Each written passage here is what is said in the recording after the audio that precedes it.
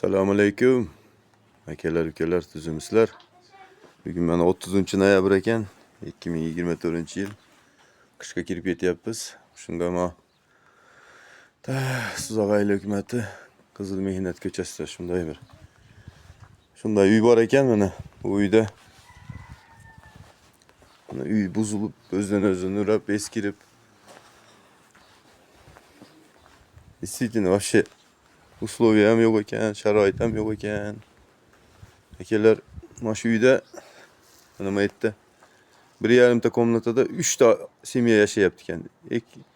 Ikkita opa singil mana turmushdan ajrashib kelib shu yerda, undan tashqari shu yerda kelini.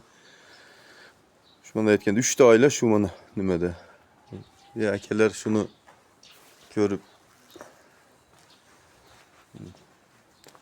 shunga yordam bermasak bo'lmaydi ama. Действительно yordam qo'lini uzatib akalar, mana hozir qish kelyapti ekan. Shu oilaga bir marafon qilaylikda.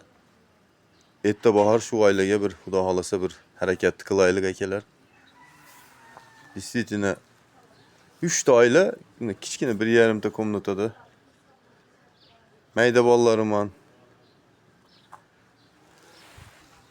Mana qo'ldan kelgancha nimani tashab ketyapmiz. Ko'mirlarni shunga. Allohning roziligi uchun akalar, siz men bizdan issiq uyda o'tiribmiz. Gargi mo'min musulmon birodarlarimiz shunday muhtoj bo'lib tursa, siz men bizni issiq uyda o'tirishimiz ham tatimaydi. Shuning uchun Allohning roziligi uchun kelinglar. Shunga marafon ob'yavit qilaylik. Shu oilaga xudo xolasa qo'ldan kelgancha salomimizni qo'shib, to'plab, Allohning roziligi uchun qaydigar qaravay yordamimiz beraylik akalar. Assalomu alaykum.